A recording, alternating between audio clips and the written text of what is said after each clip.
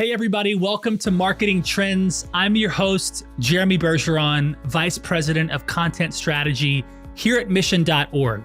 You may be wondering, who is Mission? Well, we're a new American studio backed by Founders Fund and Sequoia.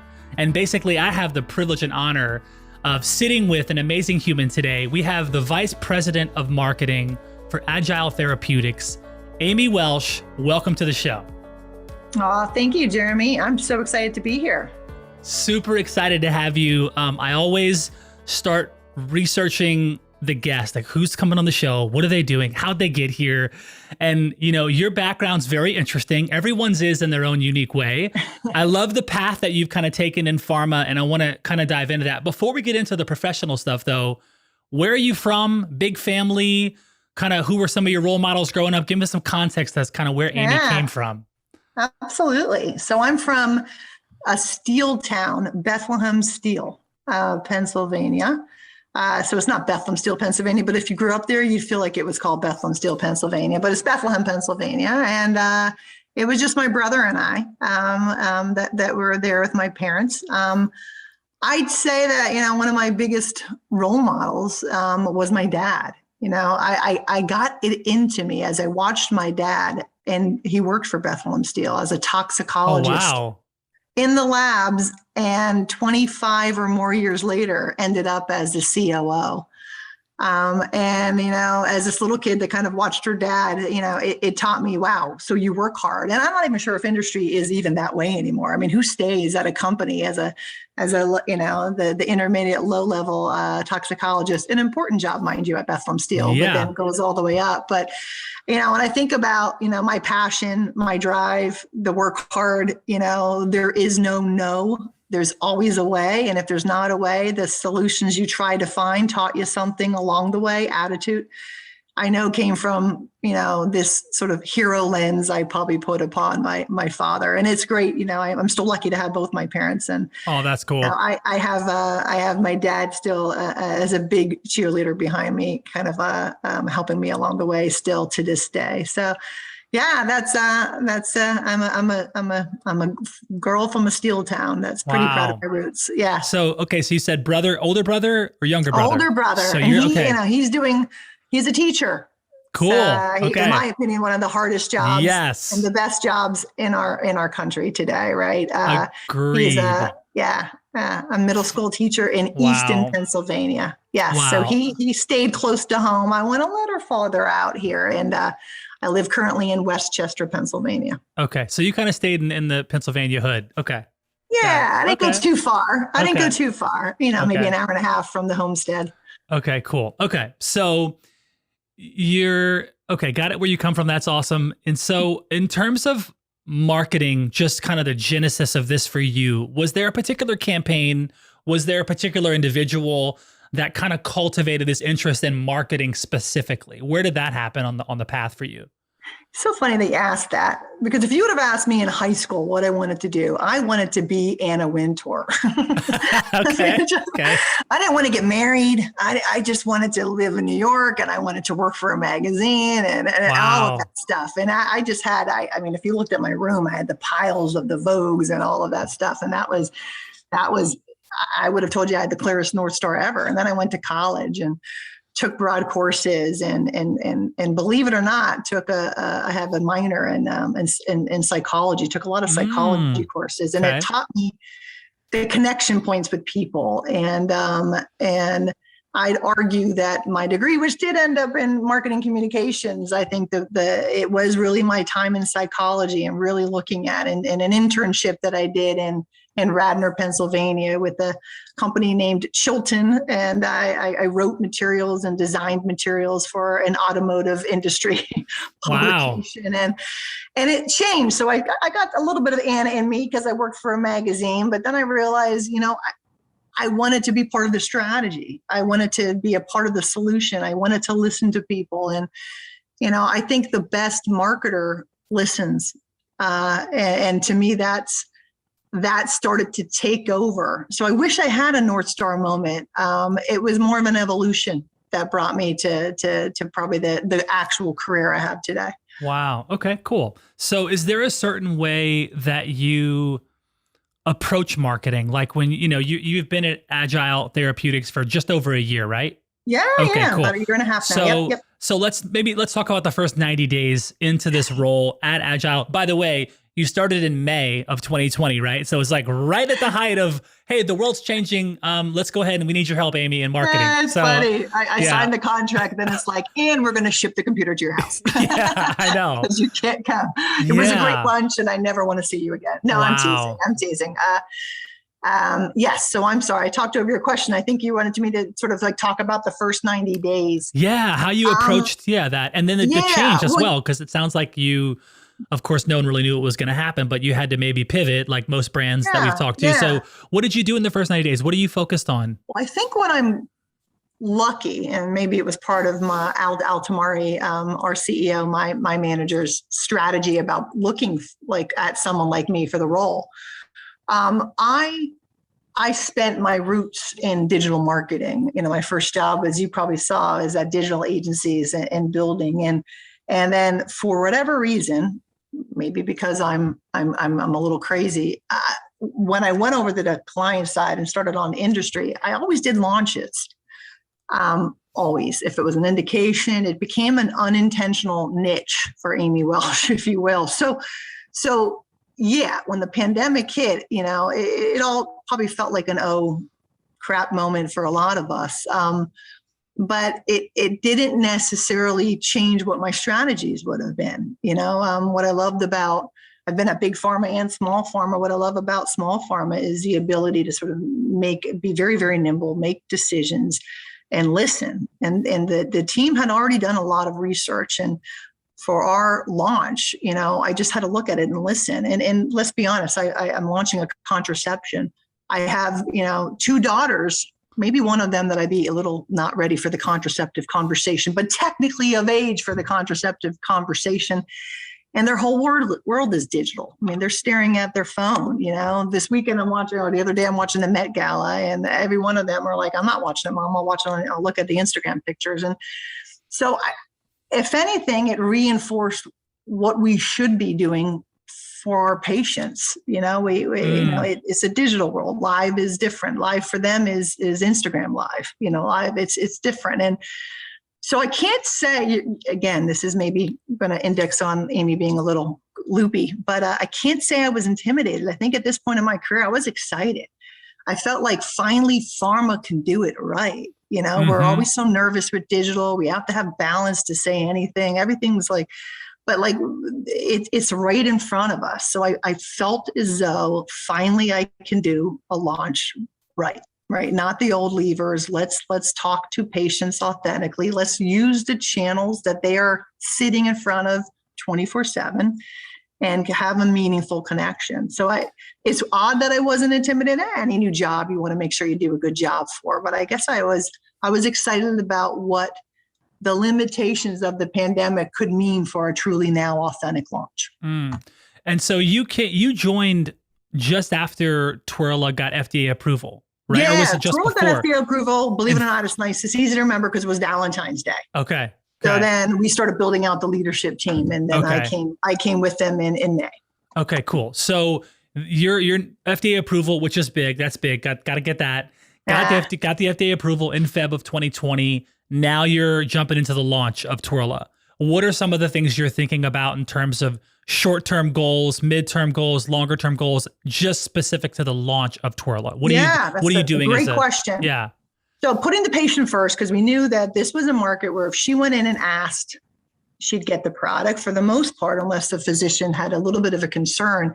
And when it came to a patch and the fact that a lot of our patients are younger, they didn't even know a patch existed as an option. I mean, it's almost commonplace that if a young woman is ready to talk about contraceptive, the narrative is, I guess I need to go on the pill. Like the pills become Kleenex, for tissues type of thing. So, while I didn't have much time, right, we had hoped to, actually officially launch by year end. I knew I needed to get something unbranded out to let her know what her options are. And this also felt like that opportunity to really authentically connect and not push brand. Like pharma loves to push our agenda. Let's just sit and build a community and listen. Does she know, like I said, does she even know patches exist? What does she even know? Does she know 15 or more options exist?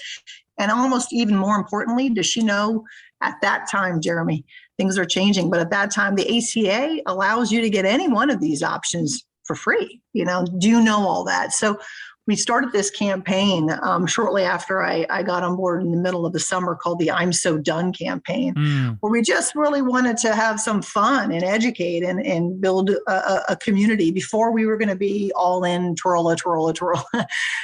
Can we make her realize, there's more than just a pill? And by the way, the pill's a great option, but it's the same time everyday option if you want it to work exceptionally well. And and I'm okay if you want to go on an IUD or a ring, but I want you to just know about it. It might be the mother of two in me that she should at least know about it. So that's what we really focused on from a patient perspective, and from a physician perspective. We were trying to figure out, how many of the physicians really need to have a lesson in unpacking, say, Ortho-Evra, the previous patch, because we're certainly not Ortho-Evra or the generic now that's out there. There's a couple of them out there. We have a really great story to tell there. There's a meaningful difference. So it really was pre-launch trying to educate HCPs on the fact that this is different and it's coming, and this could be meaningful. We're the patch with the lowest estrogen exposure out there. We're comfortable and whatnot, and really taking a pause on the patient and just making sure she knew options are out there. So that's what the immediacy kind of looked like when I first started. So in terms of educating the HCPs, these healthcare providers, what was the thoughtfulness that kind of went into that campaign? Was that just simply, hey, we're dropping by offices and we're going to talk about this? Was there, did you have to shift in how you're delivering that education to these HCPs? Did. Yeah. What's some of the stuff you did there? It was, we did it by all means necessary. That's a bit of a Malcolm X phrase, right? Like, so you might not want to see me. And let me tell you, OBGYNs, they're not letting partners go in there if women are pregnant and going first. So, I'm not going to assume that, a rep's going to go in there. So thankfully we already had relationships that were cultivated ahead of time. And so I had marketing materials that were faxable. Email. Wow. We went all the way because to me, the most important thing was to connect with the physician, understand and respect their office protocols. And if you're not ready to have a rep come in, that is fine. We'll talk about how to sample you appropriately. We'll talk about how to educate you appropriately. None of us were intimidated by this type of call. If you needed to do a Zoom call, we had to make sure that every bit of our materials would be meaningful and have impact, regardless of whether it was fax, PDF, interactive, and in some cases live, but very little right initially at that point in time, during the pandemic. Wow, that's super interesting. So flexibility was the mantra on the HCP side of my team. Okay. It was like, there should be no. Whatever they need, let's just be there. We have to educate. What were some of the challenges that came up in that initial launch of Twirla?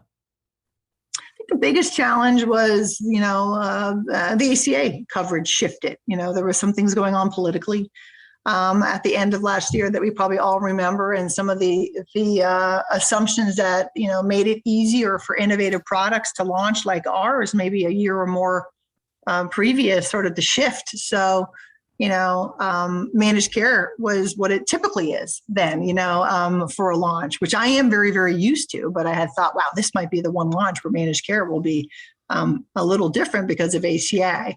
We started to see that plans, didn't necessarily follow that anymore. And I'm not sure that they felt like the mandate was as strict as it needed to be.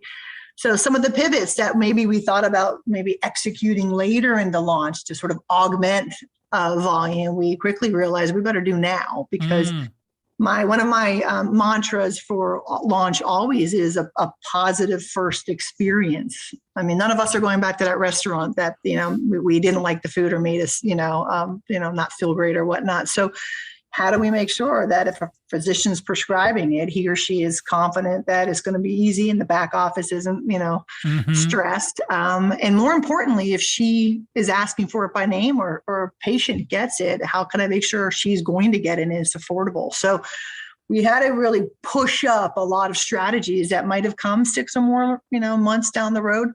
But again, that was fine because, we've all been there. We know the partners, so things like, having a specialty pharmacy, having a telemedicine partner, having or more, right? A few of them, having, meaningful copay cards and accessibility programs, all of that had to happen. But again, not really new for any launch, but maybe new for a contraceptive launch because, typically the ACA helps it be a little different. Got it. Okay.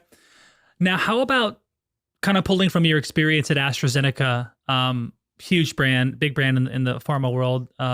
Mostly everyone has heard of that brand at least once or twice.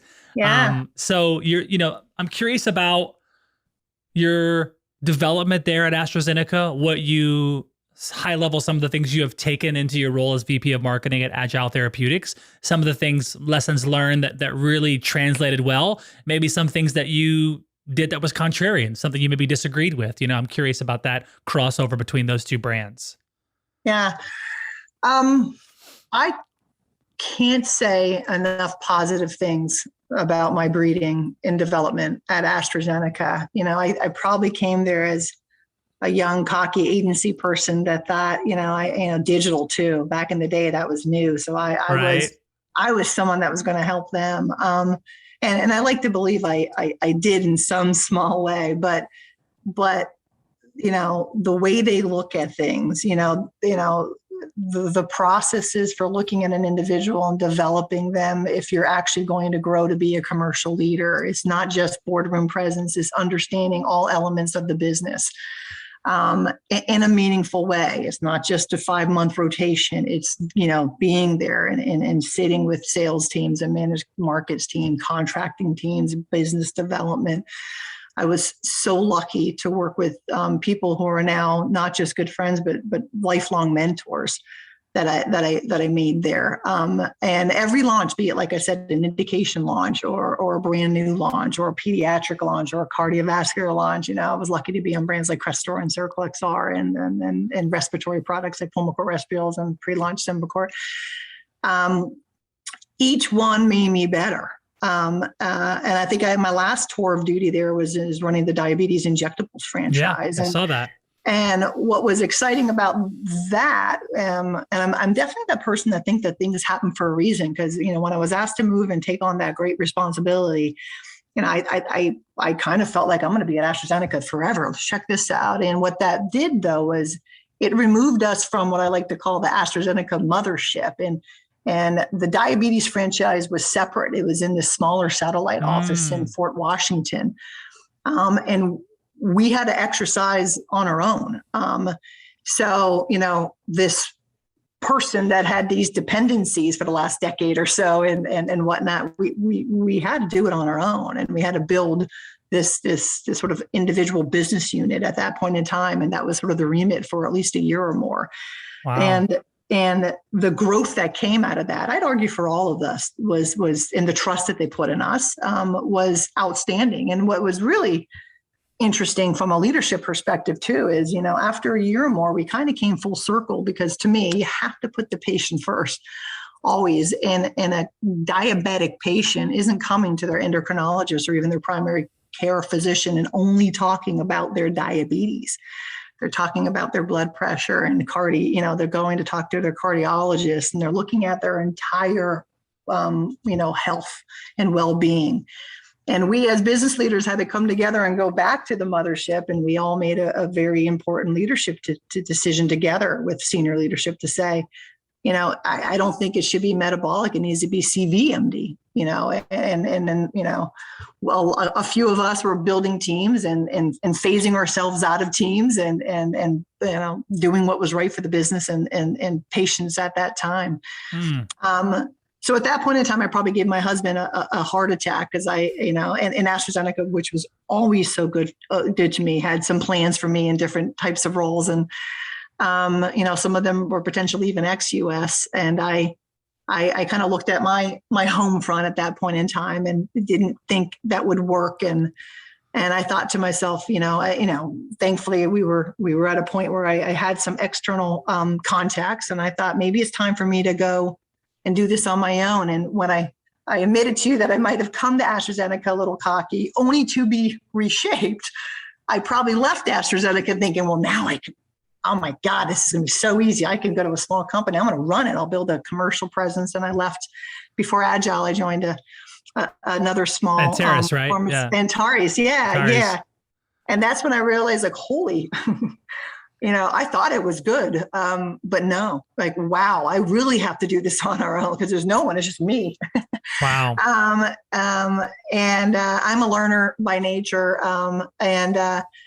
And that's when I realized everything I was taught at AstraZeneca, I've got to dig deep. We were taught process. We were taught to think methodically. Everything starts with a strategy, and every product has a life cycle. Like all of the upbringing and care and feeding had to come because I had to build it myself. And then also probably realize, there were 12 steps in that program. We probably only need 3. There were, how do you take what you learned and tailor in the new environment? And we do that here at Agile Therapeutics too. But it was a first class. I'm very, very lucky. AstraZeneca is an outstanding company. They treat their employees very, very well. And I was very lucky for the time and the tenure I had there. Yeah, it's fantastic. I have a cousin who is no longer there. She started having kids, but she was there for almost a decade, always spoke highly about it. And then I myself did a tour at Medtronic in the diabetes division there. Okay. Yeah, I was selling insulin pumps and CGMS and did that for a couple of years and learned a ton about that kind of diabetic industry as a whole. So I have to tell you, hugely competitive. Yeah, I think that I was on brands that there was maybe 1 or 2 competitors, but AZ wasn't really known as a diabetes leader, if you will. No Lilly, no Novo Nordisk. So we were not only trying to launch brands, but we were also trying to, establish a footprint like AstraZeneca into a category that there were people who just had been there for eons, like dailies. So, it was a very good strategic brand challenge in marketing, but also a really good corporate challenge as well too. What about the team either that was there when you joined Agile? Did you build a marketing team there? If you did build it, who are some of the roles that you're picking your first 90 days? Because you came on, we just got FDA approval. Let's launch this bad boy. What does the squad look like at that point? And what does the squad look like now in terms of roles and capabilities? There was one of the most impressive young women I've ever met that was already a part of Agile as a marketing manager that was already on, and she now leads my consumer work. Agile is her first real pharmaceutical marketing job, and every time I work with her name is Emily Santaspert.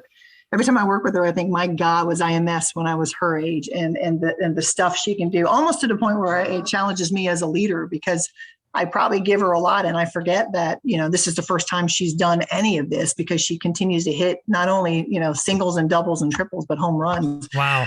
But every once in a while, I need to realize that, she's learning as well too. So it was her and I for a while, but I knew that wasn't sustainable. Well, when I say a while, I think the pandemic months were years. So it really was maybe the first 6 months that it was her and I. And so, we were going to run with the patient. Her and I would work on that. And I don't look at titles anymore. I look at just, enjoying life. So I didn't care what I was doing. But I worked probably closely with the HCP and all the materials we did with the HCP stuff. And then it kind of came, lift up for air. I realized, all right, we need a strategic commercial project manager, because I need someone to look above everything, because it's not just Twirla. It will be Twirla, but we need to do a lot more. We need business enterprise partners. We need to successfully launch Twirla. We need to successfully maintain Twirla, and then we need to help to build a pipeline for Agile and whatnot. So I needed someone to come in and sort of help to immediately build a launch success plan for us, but then help us look above and beyond the trees and build corporate success for us too. So I brought in a commercial project manager, Beth Gallant, who's outstanding. And then near the end of the year, I brought in an HCP, a classic HCP marketer, to help me run my team, knowing that the next step would be helping me bring a life cycle type of strategic mindset and a BD mindset. I'll tell you, today I'm shifting that. I think what I'm actually potentially looking to add on to the team, and what I think I want to do. And you have any ideas, Jeremy, on this title, because I'm trying to figure out what it is, but I think it's more of a marketer that's helping me with what now I'm maybe a little lame thinking of as alternate channels, because it's not just marketing anymore the way we think about it, right? Especially in the women's healthcare, it's public sector marketing, like understanding Planned Parenthood and student health clinics. And student health clinics are big in my world, and it's a different marketing challenge there. How do you make yourself meaningful there? It's telemedicine, but bigger than telemedicine. It's understanding the digital entrepreneurial world. What are the new businesses out there, and what's next for either Twirla or Agile? Because we're not just a patch company, we're a women's health company. So what are the bigger opportunities? So, it feels BDE, but I kind of feel like, no, it's a marketing strategist. It's a corporate marketing strategist, alternate channel sort of like role. So that's what I'm trying to shape right now, Jeremy, and seeing if I can fill that. That's cool. Well, we know, I know this show gets thousands and thousands of listens every week. So a lot of people will tune in. You never know. Someone might hear this and be like, oh, wait, I think I'm going to go check out Agile Therapeutics. Or I know what to call that, Amy. Let me tell you, exactly. I'll take advice, because I think that I need to think beyond the classic. Even as I heard myself articulating the team, I'm realizing that I'm excited because I got to break that mold. It's about time. It's got to be different. Yeah. What about your perspective on hiring an agency versus, kind of inside versus outside? I've talked to a lot of CMOs and VPs across the Fortune 1000 and kind of listening to their take. Some of them are a 50-50 mix. Some of them are like, we don't do agency at all. It's all in-house, very little. Some are really bullish on agencies. You come from that world as well. What's your kind of experience in that, and how do you approach that now? Yeah, and it's funny because Al and I talk about this a lot back and forth on internal versus external. I clearly have an opinion, so which maybe is dangerous. It's twofold, right? I'm still in the mindset, because I came from an agency, that you need an agency, and it's simply because if I use an analogy of a car, a car loses its value when it pulls off the lot. I tried to share with you when I, was at the digital agency, and then I went to AstraZeneca, wow, that I think I was awesome, 6 months, a year. I didn't know anything compared to the people who stayed, and I've been living and breathing. And again, I put digital first. So the agency I'm thinking about now aren't your traditionals. It's your digital media. It's those types of agencies. So I could hire them, sure, but the big thinking, the novel, the different ways of doing it, the strategic media partnering. For instance, we were able to be the first contraceptive to advertise on dating apps like Match.com and Plenty of Fish. I couldn't have done that if I didn't have somebody outside that was street smart and figured out and partnered with us to appropriately come up with a plan for that. So that's why I tend, but then that being said, I'm also not a fan of sort of like that big hourly individual from the agency that comes in every 6 months and gives you I tend to ensure that the marketing team is the brand steward. So those retainer brand steward fees, we should do that. We better know our brand better than everybody. And I want to use my agency for things that I don't know. Or I can't do, if it's for media or if it's the big idea, it's for all of that. So I guess I can say it's a bit of a hybrid to what you're saying, but the marketing team better be the brand stewards and the strategists, 100%. We better keep that. And then I look at the agency as the people that can come up with the big ideas and execute for us. Right. I like it. So do you view HCPs and your customers, you have to connect with both of them. They're both important. How do you kind of approach those two really important segments? Because you got to have buy-in from the HCPs, you got to have buy-in from customers, obviously. So in terms of storytelling, in terms of how you're just engaging with each of those audiences, what's your approach there? How do you kind of tackle that high level? Yeah. It's almost like a story arc, and they're both on the story arc. The HCPs need to know why, right? They need to know that Twirla is there, but they need to know why. because most of their day is solving for the why not. Like, it's very easy to say, you're branded, you're probably more expensive. I'm going to have to ask my nurse staff to call a PA, and this is a headache. Why? Right. And so everything about the narrative to the HCP needs to make them informed and hopefully ultimately one day passionate about why for Twirla. I've been very lucky in my career that all the brands I've worked on have a very good why. And Twirla at this point in my career is one of the best whys. So on a patch, with this low estrogen is pretty impressive. So on the arc of the HCP narrative, they're sitting at the why, and I'm trying to get them on their learning points and the opportunities to find them in the best atmosphere. Beyond the Salesforce, you can't not do it with the Salesforce, but this year, in the last year, has sort of reshifted how much access and time, your classic rep has. So all of the supplemental marketing strategies for the HCP are to support that knowledge and the why and that differentiator. For her, for the patient, it's a bit of the what and the why. As I said earlier, my narrative for her is, when she's at 2 points, right? When she's actually thinking, am I someone that's ready for contraception? So how do I meet her there and those teachable moments and realize, did you even know a patch existed? It's not for smoking cessation. It's actually for just set it and forget it. It's pretty easy. No invasive procedures, and at the same time, every day alarms on your iPhone. So her story arc starts with finding those opportunities for the what, and then making her understand, the why. And I've been trying to challenge ourselves that could be a combined strategy, in the same, hopefully touch point, you can tell her, what and why at the same point in time, and then bring her along too. I've not seen a category like this one where, when an OBGYN and a patient get together, it can be magic, and they will listen to each other. In most categories that listening does happen, but in the contraceptive category, because it's pretty safe, all these products are similar on what they're at the end of the day going to do. But what the physician looks for is, will she take it the same time every day? Will I believe that she was? I don't want to get the calls, is an invasive procedure something she can take? Right. So when, I'm able to connect those two together and make them realize something like Twirla could be pretty easy as a weekly patch that you set it and forget it, and very comfortable and great adherence. And so the magic happens when she realizes this is an option that I didn't even exist in. I want to talk to my doctor about it. And he or she, as a physician, realizes this is easier than I thought.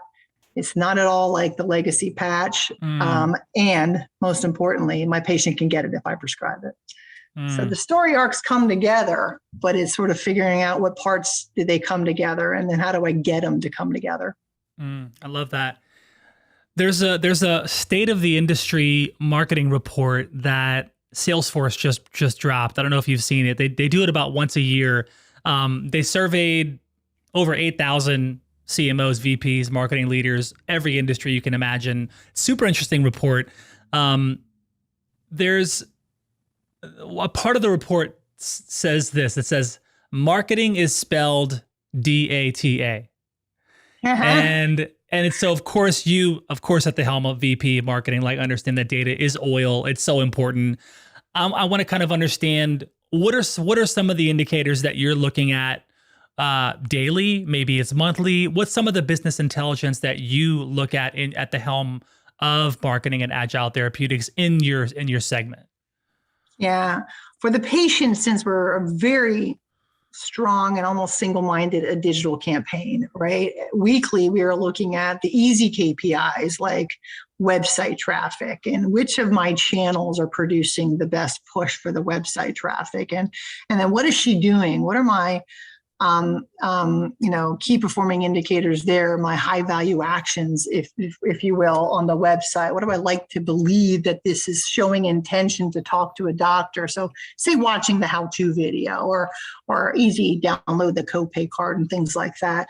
That's constant, and you can, there's nothing new there. You can see as you spend more, you get more, and the impressions and whatnot. And, I like to look at unique impressions on that to see, but ultimately, nothing's more important for me than say like a Crossix type of data, because then, after 6 or 9 months that you've been out there, and for us, it's right now, we're hitting our critical mass now that I'm able to now look at Crossix data and say, all right, that all that good pre-activity, all that buzz, all of those big, you see all of us when we're on our earnings call say, we had 5 million impressions. Great, but did they do something, right? So the Crossix helps me answer, did they do something, right? And that's the second part of it from a patient perspective that we're just starting to get into now that we have enough data. From the HCP, it's also classic. It's, it's whether you use your Symphony and or your IQVIA to find out script data, but I'm constantly trying to listen to them too, with either a classic ATU or doing pulse surveys with our called on physicians. I thought these were the right messages, doc, but did you? And are they clear? And are they landing, and which way, knowing that I only have now so much less time with you, which one do I have to say first? Which one's landing as the most meaningful for you? And what I saw that COVID did change is, we used to look at data and think, that rep needs to see you anywhere from maybe 8 to 12 times, and it's going to sink in. Well, now it's a little longer. So how do I, surround sound him and her and support that journey to not take as long? So it's critical points like that, like your classic ATU, and Sure. You're right. It's data, and probably on top of that, it's measuring. And the best thing about digital is you can make a quick change. If I'm seeing that I invested in 7 channels and 2 or 3 of them aren't doing much, in 1 week's time or less, or sometimes in an hour's time, you just shift the spend over and find what your optimal mix is. So that's why I've always been a big fan. It's not like I'm against things like TV, but I've always had to build a different measurement plan for TV than you do for something like digital. You talked about this So Done Club, the So Done campaign. This was the recent campaign. It was noted for best non-branded campaign and best social media campaign in 2021. Yeah. Can you tell us a little bit about what went into the makings of this campaign and creatively kind of how it all came together? We, thank you for that. We, like this, Jeremy, on a Zoom. So for all of those that think that this is, you can't really work this way, you can sometimes. I brought all of the women, and I probably not surprising, Jeremy, most of the women on my team and on the agency are younger than me.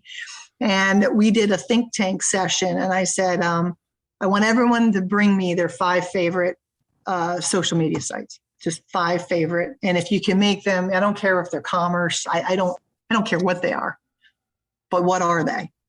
And I try to be cool, and I brought my 5, and whatnot. And the whole purpose was to find what the similarities are and what's the voice and what's meaningful today and what's crap, what isn't working. And I have to tell you, so proud, to be a mom, especially of 2 girls. Women today are fiercely smart, and they can cut through it. Kim Kardashian saying that I'm on a migraine, or Khloe, everyone knows that's a paid spot. It's going to get you eyeballs. But so we really spent many, many hours looking at things that we really were inspired by. Women of all shapes and sizes and colors, and coming together in communities and authenticity, and not just buying for the sake of buying, but buying because you believe, a la Tom's, that maybe there's an alternate, bigger, payoff in the end, and sort of causal marketing. And so it came from that, and then I quickly partnered with my internal stakeholders, like your legal, your regulatory, your medical. Right. And, a bit of a brief came out of that, but what I said was, we're not doing the same. And we're going to live by our name. We call ourselves Agile, but I promise we're not going to do anything out of risk, but I don't want to do the same. I want to talk in the way they talk. I want to be authentic. I'm not going to write it. A patient's it's going to come from their voice. So we also, through all of the market research and the verbatims that we've heard for years, and we use their words. So, and for me, that was new, because we typically try to play it safe. And, if it's not going to get through, MLR or PRC, do you do it? And oh my goodness. And, I think I tended to use the pandemic as this is why we need to do it. So how do we do it? So yeah, it came from a different type of approach, and I am pretty proud of it. We're putting not as much funding as I had been putting towards it, but our 2020 end of the year plan and into 2022 is we're looking ways to continue to breathe life into it, because it was a promise to patients that it's going to be there. Right. As a resource. I don't care if you want to go on Twirla. There wasn't a Twirla vehicle too. That's one of the things I said. So it wasn't designed to wink, and then we're going to find a way to jam you on my product. Right. It was just a place to come and chill. Wow. And try to authentically be that way. So the only disappointment is I hope that we're able to continue to fund it the way it should be. And I believe it will. But yeah, it's a great site. It's a good site. One of the big things about the So Done campaign was the way you were able to really build a community around the campaign. How were you able to drive engagement and really get your users to voice their message and build a community of like-minded other folks like them? Yeah, honestly, through social media, the things we did on Instagram and polls, and then we'd ask, and again, this all came from seeing what better sites did, stealing shamelessly from the BuzzFeeds or stealing shamelessly from things that weren't pharma. I think one of the biggest drivers we did, and I think some of the folks at my company thought I was out of my mind, but at the end of the year, we did an end of the year giveaway. How many of our social medias do we see, click this and send it to 3 friends? Right. So we did the same thing, and we had this end of the year, end of 2021 FOMO or JOMO, which I'm more of a JOMO, which I now know means joy of missing out rather than fear of missing out. And we were giving away cool leather masks from this woman who is not too far from me, who started a company with her daughter during the pandemic called Generation Masks. And she was just making masks out of her kitchen. And wow, we gave all of the proceeds to her, who gave it to Black-owned businesses and whatnot. Beautiful. And so it meant nothing. All I wanted you to do was tell a friend. That's all I asked you to do, is to be part of the So Done Club. And so it was, and I just give that as an example, but it was just by, putting your marketing agenda away, stop being pharma first, stop being brand first, like pharma does, like I did, I did that a lot on brands, and really just listening to what is meaningful to someone this age, someone that wants to be part of a community. What would she want? So yeah, it was things like that, Jeremy. Well, after the So Done campaign, you pivoted to a branded campaign in which you utilized Tinder as really the main platform for your ads, which was first, and this was a first in the pharma industry, I believe. So yes, why was Tinder your platform of choice, and what made this a good opportunity and a good fit for Agile Therapeutics? Yeah, no, thanks. Yeah. I mean, we were doing a lot of other display on a lot of other places. But again, if I'm being authentic and listening to what she's doing, we were entering hot vax summer. People were trying to get out, and people that were happy to stay in were trying to find connection points. And I was reading, stats, like you said, marketing is spelled DATA. And one of the biggest growth areas, outside of things like, Instacart and DoorDash, which, by the way, we looked at that too, was dating apps. People wanted to connect, and maybe it wasn't in the same way they were doing before the pandemic, but they wanted to connect. So why couldn't we be there? Why shouldn't we be there? And I'm sure there was a way to make it happen. And thankfully, like I said, a lot of these partners, agreed. And they should be responsibly making sure that they offer things like contraceptive if they're, helping people connect, why not? So yeah, it felt like a very obvious place to be able to put our message to women at that point in time, a very good teachable moment as she's in that mindset. Well, this brings up something interesting. I love your perspective on, which is connected to that, marketing to Gen Z and really appealing to Gen Z's values, which are really rooted in this idea of like, you got to be authentic. We can smell inauthenticity a mile away. Got to be authentic. So, but then there's also some unique challenges that come with marketing to Gen Z versus millennials, right? Have you kind of crossed that? Have you approached that? Like, I'm curious what you do, because you're kind of speaking to two different entire audiences. Yeah. I mean, really, I've purposely sort of staffed my partners that way. We've had great advocacy partners like Advocates for Youth, that I'll put my materials in front of and say, is this silly? Does this make sense? Is this the right voice? Am I asking the right questions? Am I providing value? So I'd say it's, what I've been trying to do is not have it come from, like I said, our spot and our agenda, and making sure that if I'm saying I'm being authentic, well, then I shouldn't be saying Amy Welsh is doing a lot of this stuff, right? I should be partnering with the people who is and Endgame going to. Endgame would be interested in having this type of conversation. So it's really living and abiding by that, which, believe it or not, isn't always easy, depending on the customer. I think in this category, you can potentially do it if you surround yourself with the right individuals, and you constantly measure to make sure that what they said actually did land the appropriate way, and you are still being authentic. Can you talk about how you and the team there are broaching AI, machine learning into some of the, campaigns, strategies, approaches? Are you guys into that AI ML world yet? Are you evaluating it? If so, how are you finding that? Yeah. From a patient perspective, we did start to say, how can we be meaningful? Can we be meaningful there? I'd say we're starting to go there more on the HCP side. Okay. With your classic Viva platforms that have AI that could help a rep realize that if Dr. Bergeron is someone that I did X amount of calls to and has this type of prescribing behavior and this type of area with this type of managed care access mix, then that means that Dr. Welsh and 15 other people in these areas should probably hear the same type of narratives and is able to go there. So we've been looking at more the HCP side from an AI perspective. Okay. At this point in time, sooner. It's not to say that I'm not open to it from the patient side. Sure. Okay. Got it. So we've got about 5 minutes left. Okay. Do you have a hard stop just at 30? No, I think okay. you were my last. Yep. Okay, cool. So we'll keep you for probably 3 hours if that's okay. Okay. So are you sure I haven't bored you yet? Yeah, no, this is fantastic, by the way. So a few more questions and then we'll do a lightning round, kind of fun hot seat. You've been very focused on the channels that you play in. While you're advertising on digital platforms, we don't see you on TV yet, right? Yeah. Can you mentioned a little bit about TV and the difference it is.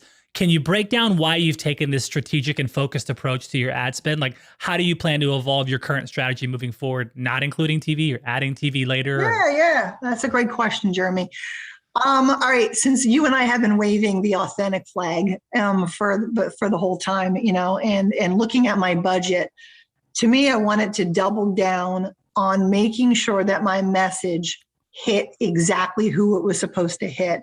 You really nicely articulated a question that we spent a lot of time thinking of. So it's that arc between the Gen Z and the millennials. It's only really digital that I can get surgical and ensure that I am saying that to you. And I don't have what I call wasted eyeballs. My husband and I reconnected on pop culture during the pandemic, like I think a lot of partners did.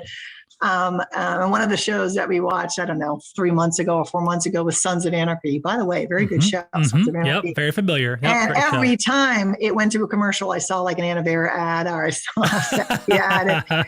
And my husband was like, razzing me, like, and I kept thinking wasted eyeballs. And trust me, like, you're able to get very, with connected TV, you can figure out around that. But every time that happened, I thought to myself, I got no wasted space. We try to talk to investors who, range from, my dad's age to, any age, and they'll be like, I don't see your marketing. And my answer had been, which I know is immensely dissatisfying, and I do apologize for that, but it's if you are seeing it, then I'm doing something wrong, and I would probably be yelling at my agency because that's not the plan. I have only so much dollars, so every bit of it better go to the person that actually can and will, or maybe not, consider my product. So that's why, and if in the beginning I was saying for Twirla, my challenge was to let you know, or her know, that a patch even exists as an option. Mm-hmm. And a patch named Twirla is, I think, the better option for you to consider. So there was so much that I needed to do and say that I didn't want wasted eyeballs. And I wanted to be fierce and focused surgically on who I was saying that to. Now, as things grow and, things change, I've never been against TV. I've done TV ads a lot in my past. Sure. But I'm focused on measurement. I'm responsible to the budget. My boss isn't just Al, it's the board and our investors. Right. And I have to show a return. I'm proud on the return. Twirla is not only getting new patients, but they're all staying, no pun intended, but they're sticking with us. So I think now we're proving it. So now if things change and budgets change, then it's something I would consider. But for the first year, I needed to make sure that everything we were doing was firing on all cylinders against the right eyeballs and no wasted space. We hear about marketing and sales alignment. We talk about it a lot on the show. You know this, being in marketing, especially in the pharma world. Like, I was in medical device sales, and I came over to the agency stuff too. And sales and marketing always going at it in different. And there's some instances where there is actual close alignment, and we're supporting each other in both departments. And so I'm just curious to hear kind of your experience in aligning sales and marketing, and then kind of fast forward to today. Like, what does that look like at Agile? Yeah. God, my answer is going to the exact opposite of what you asked me to do, and I'm so apologetic. That's okay. I'll say that nowadays I won't take a job unless I meet with the sales leader, because we have to be one. Mm-hmm. We have marketing. If you have a field sales force, and most of us pharmaceutical companies do, the most important, or one of the most important outside of the patient, believe it or not, isn't the ACP as much as it's the rep. If I get fancy, if I get confusing, it is nothing if you can't understand and articulate and relay with passion and persuasiveness what I'm trying to produce and convey with you. Everything we do from an ACP side has a field input team or someone that we're developing on the field side to help us create the materials, because it has to be with the field. And I'll go back now to where you wanted me to start. I know that because I've seen the failures on the brands when there was that friction. And I could pay for all the market research in the world on the ACP side. Those reps know it better than anyone that I'm paying $300 behind the glass while I'm eating M&Ms and listening to. They have in our company the hardest jobs. The reps should be listened to, and if we're not listening to them, then I'm failing. So it has to happen. I'm sorry. Clearly, I'm stumbling. That's the first time I'm stumbling. I am passionate about that. Marketing and sales. Yeah. If it's not under one leader, the two leaders, I don't care if we like each other, but we have to respect each other. And I've been lucky that all my field leaders have been outstanding. That's awesome. Outstanding. And here at Agile, we have the same. We are almost in every meeting together. Wow. The ones that we can be. I won't bore her with my digital marketing meeting ones, but so it has to be. And when we miss, you can see it. I think a patient can see it. I think a doctor can see it. Like, come on, we should put egos aside. We're all off the same grid, and we have to work together. Beautiful. Okay. Last question, and then we will go into the lightning round. So in terms of, I have two questions I'm thinking about. There's one that I want to ask you around confidence, and then another one around kind of future plans. So let's see. I feel like I want to ask the confidence question because I feel like you will have a good response to this. So Deloitte, let me go to my notes here, because Deloitte basically put out a study. Let's see here. Where are they at? Boom, boom, boom. Okay.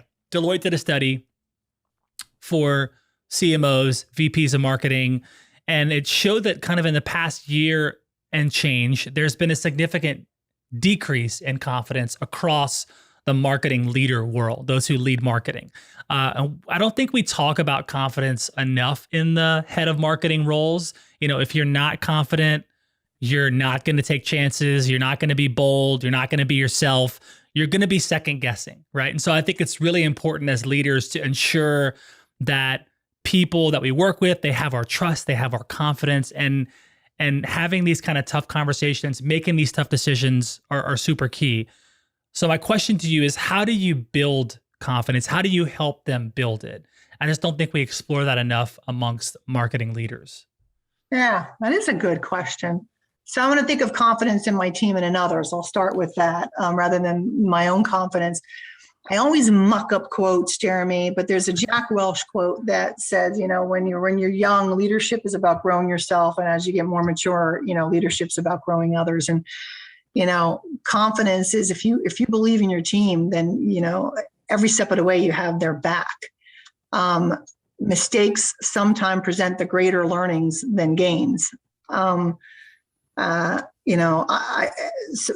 What I try to do with my team always is for them to first and foremost that if there is a mistake, I own it because I probably was there and I approved it, and that's fine. Let's do it together.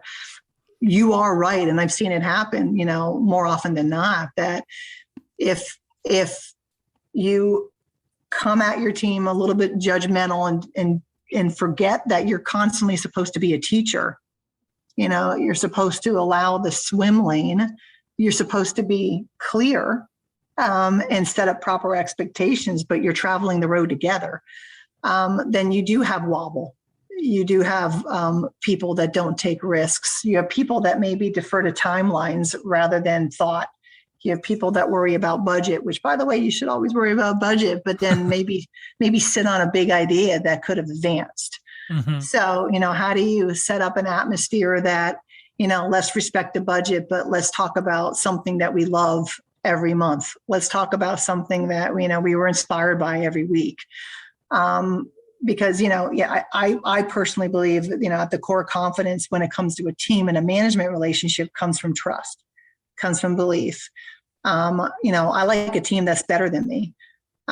Because I don't need the credit. I don't want the credit. I at this point, I just want to be a part of somebody else's journey that's probably going to kill it better than I ever would. Mm. So if they believe that from me, and hopefully I show up that way every day, but I try to, have a pause with myself during my introspective moments and think, am I showing up every day? Did I allow that person to fail? That to me is critical. You are right. We don't talk about it enough. I think the people in my journey that gave me confidence were the ones that supported me and let me fly and fail and allowed me to pick myself up. So, I hope I answered that, but definitely was a thinker. That's great. I love it. Okay, let's do the lightning round and then here we go. We'll be done. Okay, so Marketing Trends Podcast is brought to you by Salesforce. We bring marketing and engagement together. Learn more at salesforce.com/marketing. Lightning round, let's do it. Number 1, Amy Welsh, Vice President of Marketing for Agile Therapeutics. Oh my God. If you weren't in marketing, what would you be doing? Can I say I still want to be Anna Wintour? I saw her a day ago. Right? I bet she's killing it. I want to believe I'd be a little bit nicer, but you know what? I don't want to judge her because she's a female leader that definitely killed it. So I'd either be sitting at her feet or, something like that. I love it. So, okay. Yeah. Okay. Outside of work, what do you do for fun? I try to exercise more, but really I spend time with my kids. They still want to hang out with me. Jeremy, it's not going to last. Wow, they're not, right? It's not going to last. So I trick myself in feeling like it's going to last. I like spending time outdoors. I like to shop, but kind of not buy. It's kind of like, I could literally walk around a mall and not come out with a damn thing, but just felt like that was therapeutic. So stuff like that. Okay. What is one life or work productivity hack that you've learned? Oh, God. I don't know. That's a tough one. Life or work productivity I'm going to say to put everything back in its place. I know that's so weird. I'm going to call that a life hack, but the amount of times that my kids, or my husband's like, where did I put? Like the reality is if you literally put everything back where you found, for the love of God, is it that hard? You always put it here. Just how about you put it back? Wow. I think life gets so put it back in its place.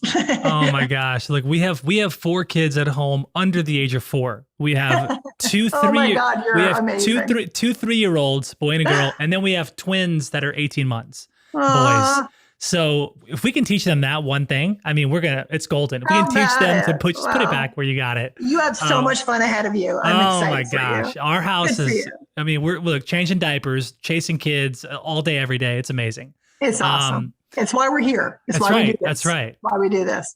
Okay. Favorite book, favorite podcast? Yeah. Well, I hope that I don't want to double dip, but my favorite book, and I've just reread it, is Glennon Doyle Untamed. Oh, yep. And I started to she's listen awesome. to her podcast. Boy, is she, We Can Do Hard Things, I think it's called. But if I'm really being honest with you, and I do love that, but I'm a big crime junkies. Me too. Love it. Okay. Holy crap, I want to meet those women. So I'd say it's a mix of those two. Depends on if I want to get zen, I'm going with Glennon. If I want to, I have a longer commute, so I'll switch back to both. Okay. I love it. And I'm a big Howard Stern fan, so he's not doing a podcast, but I do listen to Sirius. Oh, nice. Okay. Best advice for a first-time VP of marketing?